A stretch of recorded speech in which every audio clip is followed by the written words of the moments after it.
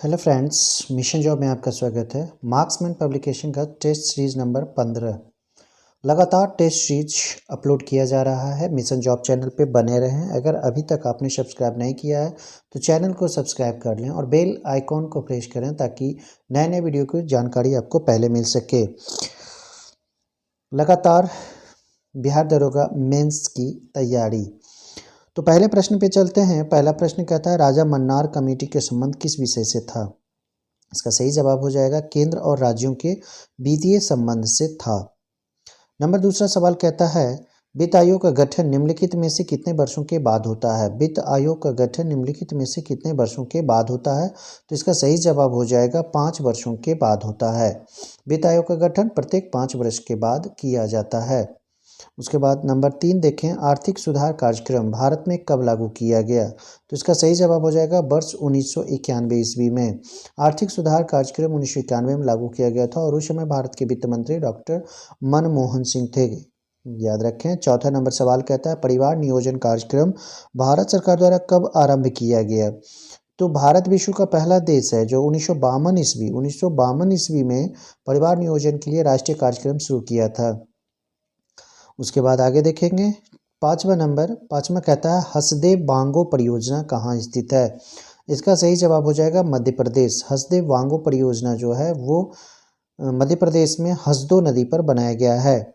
छठा Uber cup कहता है। तो उबेर कप का संबंध जो है वो बैडमिंटन से है और चड्डा कप, नारंग कप ये सभी बैडमिंटन से संबंधित कप है। उसके बाद कहता है 7वां नंबर ओलंपिक के प्रतीक चिन्ह में एशिया महाद्वीप का प्रतिनिधित्व करने वाले छल्ले का रंग क्या है।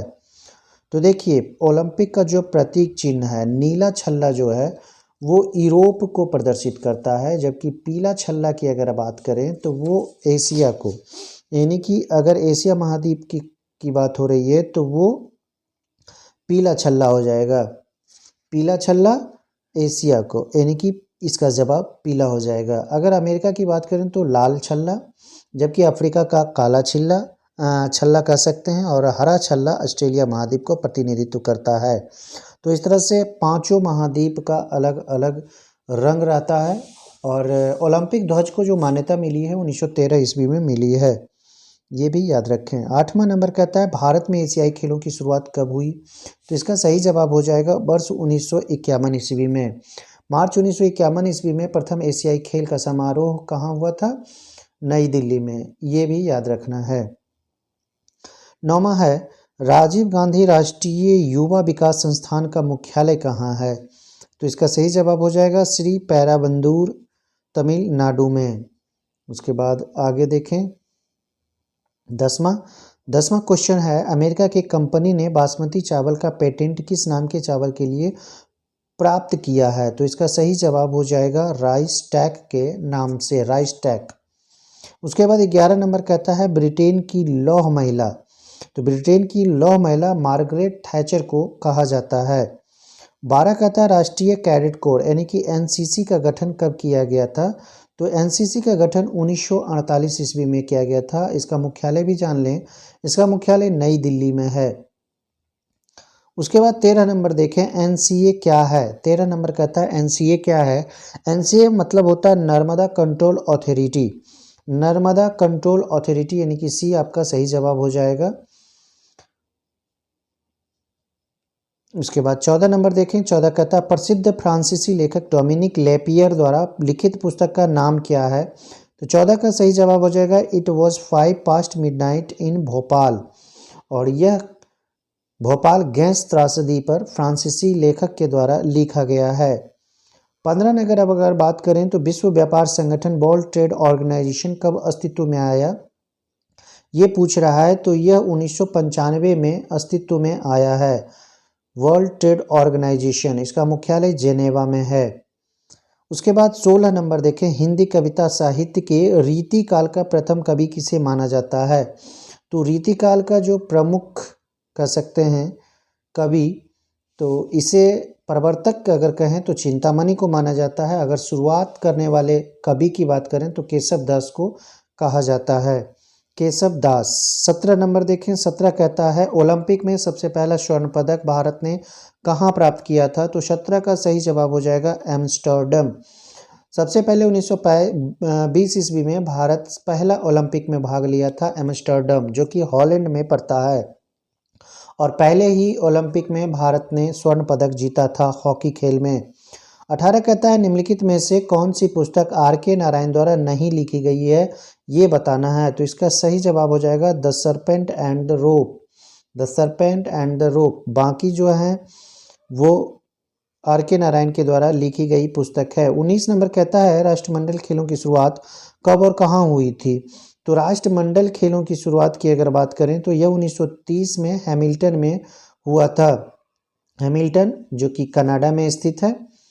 उसके बाद आगे देखें 20वां नंबर कहता है हर्षचरित नामक ग्रंथ की रचना किसने की? तो हर्षचरित की बात अगर होती है तो बाणभट्ट ने हर्षचरित की रचना की है। बाणभट्ट जो था वो हर्षवर्धन जो कि 606 से 647 के मध्य राजा था, उसका दरबारी कवि था हर्षचरित के लेखक बाणभट्ट। उसके बाद आगे देखें 21 कहता है किसी वृक्ष की आयु किस तरह तय की जाती है? तो इसका सही जवाब हो जाएगा छल्लों को गिन कर। छल्लों को गिन कर। और यह विधि क्या कहलाती है? डेंड्रोक्रोनोलॉजी कहलाती है। डेंड्रोक्रोनोलॉजी। 22वां नंबर देखें किस पौधे की जड़ें खाई जाती है? तो चुकंदर हो जाएगा। चुकंदर हो गया, सलजम हो गया, गाजर हो गया, मूली हो गया। 23 नंबर कहता है फ्यूज में प्रयुक्त होने वाली तार की विशेषता क्या होती है? तो तार की जो विशेषता होती है वो उच्च प्रतिरोधक शक्ति होना चाहिए और निम्न गलनांक होना चाहिए। 24 कहता है 24 नंबर आप देखें 24 कहता है जेनेटिक कोड की व्याख्या सबसे पहले किसने की थी? तो वे थे हरगोविंद खुराना, जो कि जेनेटिक कोड की सबसे पहले व्याख्या किए थे। उसके बाद आगे देखें 25 नंबर HIV परीक्षण रोग की जांच के लिए किया जाता है। तो किस रोग के लिए? एड्स के लिए किया जाता है। 26 को देख लें। 26 कहता है चिकित्सा में नशीले पदार्थ का उपयोग किस लिए किया जाता है? बहुत आसान है, दर्द से आराम दिलाने में का जो इलाज होता है उसमें नशीले पदार्थ का उपयोग किया जाता है। 27 का था ऑस्टियोलॉजी किस विषय के अध्ययन को कहा जाता है? तो ऑस्टियोलॉजी अस्थियों से संबंधित अध्ययन है। 28 का था पागल कुत्ते के काटने का इलाज किसने खोजा था? पागल कुत्ते के काटने से रेबीज नामक रोग होता है, जो कि तंत्रिका तंत्र से संबंधित रोग है। और इसका जो टीका सबसे पहले रेबीज का जो टीका है वो सबसे पहले लुई पाश्चर ने तैयार किया था। 29 कहता है जो पूर्व सर्वात्रिक रक्तदाता है उसका रक्त समूह कौन सा होता है? तो 29 का सही जवाब हो जाएगा ओ सर्वधातक वर्ग कहलाता है, जबकि AB जो होता है वो सर्वग्राही वर्ग कहलाता है।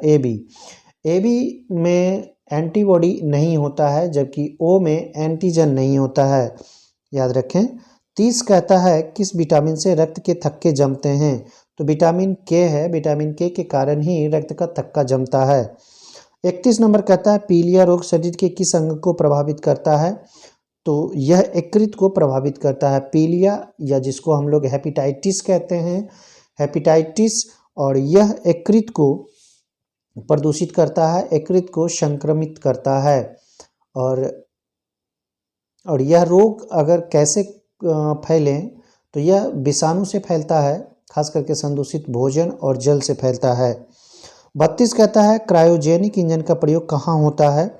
तो पहले जान लें क्रायोजेनिक कहते किसको हैं। तो 150 डिग्री सेंटीग्रेड और उसके नीचे के तापमान को क्रायोजेनिक इंजन कहा जाता है, क्रायोजेनिक कहा जाता है। और इसका प्रयोग जो होता है स्पेस शटल में किया जाता है, इसका प्रयोग स्पेस शटल में किया जाता है। 33 कहता है डायनेमो का कार्य क्या है? इसका मुख्य रूप से जो कार्य है यांत्रिक ऊर्जा को विद्युत ऊर्जा में रूपांतरित करना। और डायनेमो जो होता है वो चुंबकीय प्रेरण के सिद्धांत पर काम करता है, चुंबकीय प्रेरण के सिद्धांत पर। 34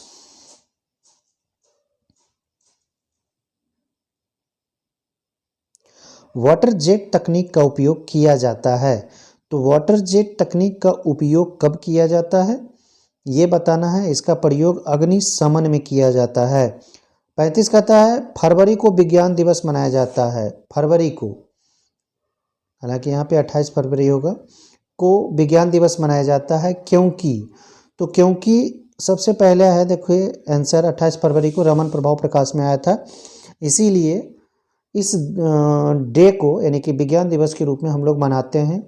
और यही खोज के लिए 1930 में इन्हें नोबेल पुरस्कार से सम्मानित किया गया था। 36 देखें, धूप से बचने के लिए छाते में रंग संयोजन निम्न में से कौन सा उचित है? तो ऊपर से सफ़ेद होना चाहिए और नीचे से काला। क्यों? क्योंकि सफ़ेद रंग जो होता है प्रकाश को पूर्णतः परावर्तित करता है, याद रखें, और ऊष्मा का अवशोषण हो पाता है जिसके कारण कम अवशोषित होता है। 37 कहता है भारी जल एक प्रकार का क्या है? तो वह मंदक है। भारी जल को ड्यूटेरियम ऑक्साइड DTO भी कहते हैं और इसकी खोज जो 1932 में यूरे और वासवर्ड ने किया था। इसका खास करके जो उपयोग है वो न्यूट्रॉन मंदक के रूप में या फिर ट्रेसर के रूप में है। 38 कहता है जंग लगने और जलने में अंतर क्या है? तो गर्मी तथा रोशनी पैदा नहीं होती है। देखिए जंग लगने में गर्मी और रोशनी पैदा नहीं होती है, इसका सही जवाब हो जाएगा। 39 कहता है कैथोड किरणें क्या होती है? तो कैथोड किरणें जो होती है वो ऋण विद्युत वाले कण होते हैं। उसके बाद 40 देखें, 40 कहता है यदि भोपाल में एक चुंबकीय सुई को लटकाया जाए तो उसका उत्तरी सिरा किस ओर संकेत करेगा? तो देखिए उत्तर दक्षिण की ओर वह संकेत करेगा। और उत्तरी सिरा पूछ रहा है तो उत्तरी सिरा उत्तर भारत किधर पड़ता है? हिमालय उत्तर में है। उसके बाद अगला देखते हैं 41 नंबर 41, मुद्रा राक्षस किसने लिखा है? तो मुद्रा राक्षस जो लिखा गया है वो विशाख दत्त के द्वारा लिखा गया है। विशाख दत्त के द्वारा मुद्रा राक्षस लिखा गया है। मौर्य वंश से संबंधित यह पुस्तक है। 42 नंबर कहता है गौतम बुद्ध का जन्म स्थान। तो गौतम बुद्ध का जो जन्म स्थान है वह लुम्बिनी है। गौतम बुद्ध का जन्म शाक्य क्षत्रिय कुल में 563 ईस्वी में हुआ था और उसके बाद 80 वर्ष की उम्र में उनकी मृत्यु 483 ईसा पूर्व कुशीनगर में हुआ था। ये भी महत्वपूर्ण सवाल है, इसको याद रखना है। खजुराहो के मंदिर कहाँ है? खजुराहो के मंदिर छतरपुर में है जो कि मध्य प्रदेश में स्थित है, छतरपुर जिला। उसके बाद 44 कहता है पानीपत की तीसरी लड़ाई कब लड़ी गई थी? तो तीसरी लड़ाई जो लड़ा गया था वो 1761 ईस्वी में लड़ा गया था। मराठा और अफगानिस्तानी शासक जो अहमद शाह अब्दाली था उसके मध्य, जिसमें मराठा पराजित हुआ था। दोस्तों पानीपत का पहला युद्ध 1526 ईस्वी में हुआ था बाबर और इब्राहिम लोदी के बीच में। दूसरा हुआ था 1556 ईस्वी में अकबर और हेमू के बीच में। तीसरा 1761 ईस्वी। तीनों युद्ध को याद रखें, पानीपत का तीसरा युद्ध, तीनों युद्ध को याद रखें। उसके बाद कहता है दिल्ली का जंतर मंतर कब बनाया गया था? तो दिल्ली का जो जंतर मंतर बनाया गया था वो 1704 ईस्वी में बनाया गया था। 18वीं शताब्दी का सबसे श्रेष्ठ राजपूत जो कि अजमेर का था सवाई जय सिंह, इन्हें राजा सवाई जय सिंह बोला जाता है। सवाई का पदवी इन्हें दिया गया था, खास करके यह पदवी दिया था फर्रुखसियर ने।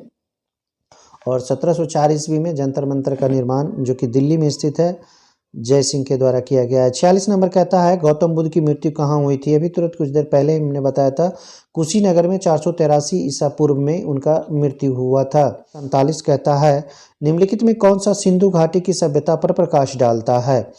तो इसका सही जवाब अगर आप जाने तो इसका सही जवाब हो जाएगा पुरातत्व संबंधी खुदाई से सिंधु घाटी सभ्यता पर प्रकाश डाला जाता है। इसका श्रेय राय बहादुर दयाराम साहनी को जाता है। 1921 ईस्वी में सबसे पहले हड़प्पा की खुदाई की गई थी जॉन मार्शल के निर्देशन में। उसके बाद आगे देखें 48 नंबर कहता है टीपू सुल्तान की राजधानी, टीपू सुल्तान की राजधानी कहाँ थी? तो श्रीरंगम या श्रीरंगपट्टनम। हैदर अली की मृत्यु 1782 में होती है और टीपू सुल्तान मैसूर का शासक बनता है। 1799 ईस्वी में चतुर्थ आंग्ल मैसूर जो युद्ध हुआ था उसमें टीपू सुल्तान की मृत्यु होती है। 49 नंबर देख लें नादिर शाह ने निम्न में से किसके शासनकाल में भारत पर आक्रमण किया था? तो वह शासक था मोहम्मद शाह। मोहम्मद शाह के शासनकाल में ही नादिर शाह 1739 ईस्वी में दिल्ली पर आक्रमण किया था और करनाल युद्ध में मोहम्मद शाह को पराजित किया था नादिर शाह और बहुत सारा धन यहाँ से लूट कर ले गया था।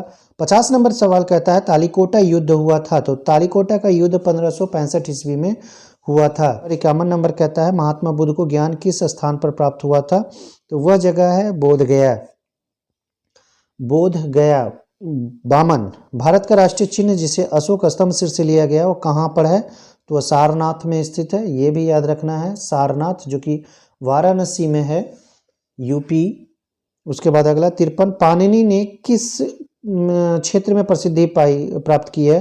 तो व्याकरण हो जाएगा, पाणिनि व्याकरण से संबंधित है। 54, चाणक्य का एक और नाम क्या था? कौटिल्य, याद रखें। 55, किस मुगल बादशाह की मृत्यु सीढ़ी से गिरने के कारण हुई थी? तो हुआ था हुमायूं। हुमायूं का जो मृत्यु हुआ था वो सीढ़ियों से गिरने के कारण हुआ था, और कहाँ? दीन पनाह भवन में है। स्वराज मेरा जन्मसिद्ध अधिकार है किसने कहा था? बाल गंगाधर तिलक का यह एक नारा था। 57 कहता है गांधी इरविन समझौता किस वर्ष में हुआ था? तो 1931 ईस्वी में गांधी इरविन समझौता हुआ था। इसे दिल्ली पैक्ट के नाम से भी जाना जाता है, दिल्ली पैक्ट। उसके बाद अगला देखें, भारत की स्वतंत्रता प्राप्ति के समय ब्रिटेन के प्रधानमंत्री कौन थे? तो कौन थे? याद रखना है, क्लेमेंट एटली। क्लेमेंट एटली जो थे वो ब्रिटेन के प्रधानमंत्री थे भारत के आज़ादी के समय। 59 कहता है हर्षवर्धन को किस राजा ने हराया था? तो हर्षवर्धन को नर्मदा के तट पर पुलकेशिन द्वितीय ने हराया था। 60 कहता है करो या मरो का नारा किसने दिया था? तो करो या मरो का नारा भारत छोड़ो आंदोलन के दरमियान महात्मा गांधी के द्वारा दिया गया था। 61 कहता है भारत के संविधान का कौन सा अनुच्छेद शिक्षा के अधिकार को परिभाषित करता है? तो यह अनुच्छेद 21A है। 62 कहता है भारत की नागरिकता निम्नलिखित में से किस प्रकार से प्राप्त की जा सकती है? तो जन्म से, देशीकरण, वंशानुक्रम, यानी कि डी आपका सही जवाब हो जाएगा इन सभी से। 63 कहता है भारतीय नागरिकता के लिए आवेदन करने से पहले किसी व्यक्ति के लिए न्यूनतम कितने समय तक भारत में रहना अनिवार्य है? तो इसका सही जवाब अगर आप जानना चाहें तो ये 5 वर्ष हो जाएगा। 5 वर्ष नागरिकता के लिए आवेदन करते समय, ध्यान देना है, आवेदन करते समय यानी कि पंजीकरण के माध्यम से अगर नागरिकता प्राप्त करना चाहता है तो 5 वर्ष, और अगर देशीकरण द्वारा नागरिकता तभी प्रदान की जाएगी जब वो 12 वर्ष तक भारत में रह चुका हो। उसके बाद आगे देखें 64 नंबर, भारत में नागरिकता प्राप्त करने का नियम कौन बनाता है? तो इसका सही जवाब हो जाएगा राष्ट्रपति, क्योंकि संसद में पारित होने के बाद संसद 3 चरणों से बना होता है, लोकसभा, राज्यसभा और राष्ट्रपति। लोकसभा राज्यसभा से जब कोई कानून पारित होता है तो राष्ट्रपति ही उस कानून को पूर्ण रूप से सफल बनाता है। उसके बाद 65 नंबर का है, 65 कहता है भारत का संविधान एकल नागरिकता प्रदान करता है। ये बेहद आसान है। मूलभूत मौलिक अधिकारों का प्रमुख उद्देश्य क्या है? मौलिक अधिकार का जो प्रमुख उद्देश्य है व्यक्तिगत स्वतंत्रता को सुनिश्चित करना, यानी कि बी आपका सही जवाब हो जाएगा। 67 कहता है वह प्राथमिक अधिकार किंतु अब केवल कानूनी अधिकार है, तो यह हो जाएगा जायदाद का हक। 68 है किस मामले में सर्वोच्च न्यायालय ने संविधान के उन प्रावधानों को निरस्त किया जो मूलभूत अधिकारों पर निदेशक सिद्धांतों के प्रभुत्व को मंजूर करते थे? तो 68 का सही जवाब हो जाएगा मिनर्वा मिल्स केस। उसके बाद आगे देखिए 69 कहता है निम्नलिखित में से किस अधिकार को डॉक्टर BR अम्बेडकर ने संविधान का हृदय और आत्मा बताया था? तो 69 का सही जवाब हो जाएगा संवैधानिक उपचार का अधिकार, जो कि अनुच्छेद 32 में वर्णित है। 70 कहता है निम्न में से कौन सा मूलभूत अधिकार नहीं है? तो मूलभूत अधिकार की अगर बात करें तो संपत्ति का अधिकार मूलभूत अधिकार की श्रेणी में नहीं आता है। 71 है मौलिक अधिकारों में संशोधन करने के लिए कौन सक्षम है? तो संसद। 72 कहते हैं भारतीय नागरिकों के मौलिक अधिकारों पर युक्त प्रतिबंधों को आरोपित करने की शक्ति किसके पास है? तो यह पास है संसद के पास, संसद। कहते देखें मौलिक अधिकारों के बारे में कौन सा कथन सत्य नहीं है? संविधान के प्रारंभ में 7 मौलिक अधिकार दिए गए थे, ये सही है। मौलिक अधिकार की व्यवस्था अनुच्छेद 12 से 35 तक है, ये भी सही है। प्राण एवं दैहिक स्वतंत्रता का अधिकार आपातकाल में भी निलंबित नहीं होता, ये भी सही है। वाक एवं अभिव्यक्ति की स्वतंत्रता अनुच्छेद 19 के अंतर्गत है, ये भी सही है। कौन सा कथन सत्य नहीं है? तो इसका मतलब डी हो जाएगा, क्योंकि सभी कथन इसमें सत्य है। 74 देखें भारत के संविधान के अंतर्गत अब कितने मौलिक अधिकारों की गारंटी दी गई है? पहले 7 और अब पूछ रहा है तो 6। उसके बाद 75 कहता है हमने विश्व के किस राष्ट्र के संविधान से अपने मूल अधिकारों की संकल्पना ग्रहण की है? तो मूल अधिकार की अगर बात किया जाए तो यह लिया गया है USA से।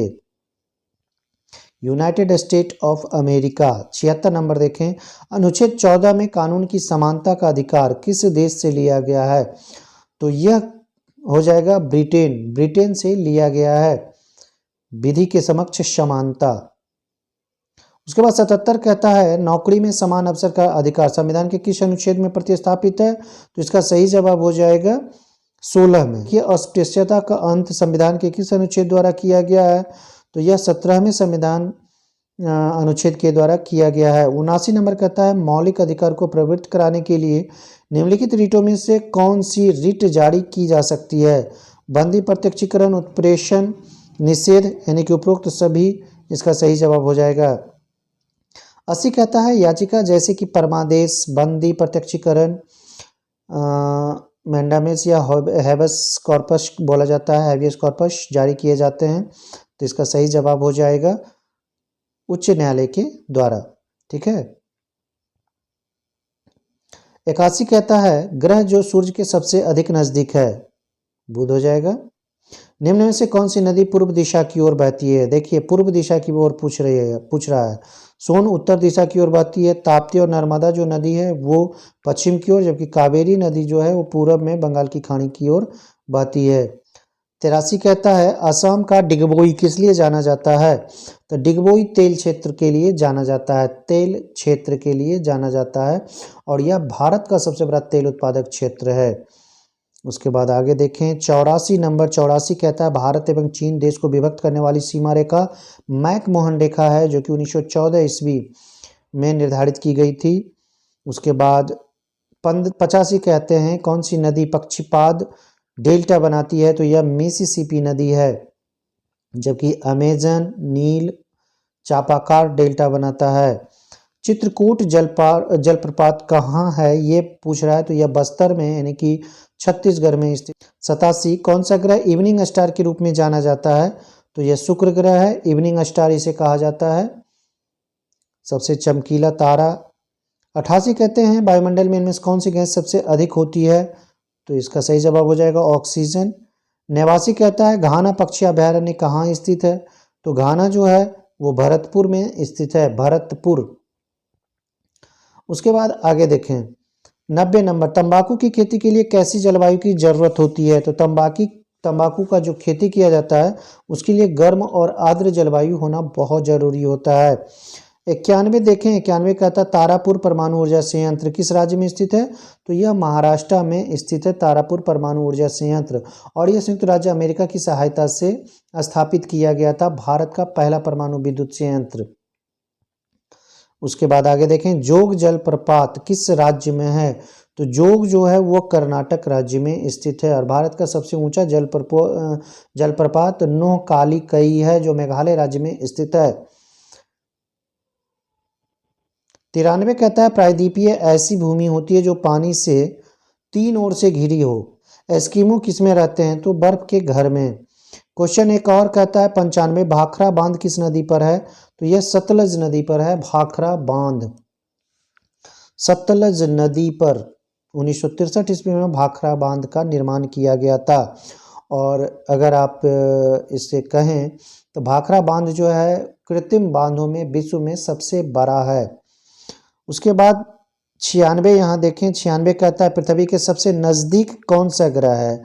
तो 96 का सही जवाब अगर आप जानना चाहें तो 96 का सही जवाब हो जाएगा शुक्र ग्रह पृथ्वी के सबसे नज़दीक है। 97 कहता है भारत में सर्वाधिक गेहूं उत्पादक राज्य, तो उत्तर प्रदेश सर्वाधिक उत्पादक राज्य है, पूरे देश में 36% अकेले यह उत्पादन करता है। अगर प्रति हेक्टेयर उत्पादकता की बात करें तो पंजाब आ जाएगा पहले स्थान पे, ये भी ध्यान में रखना है। 98 नंबर सवाल देखें टोडा जनजाति कहाँ पाई जाती है? तो टोडा जो जनजाति होता है वो तमिलनाडु क्षेत्र में पाया जाता है, टोडा जनजाति। उसके बाद 99 का था ताप्ती नदी का उद्गम स्थल निम्नलिखित में से कौन सा है?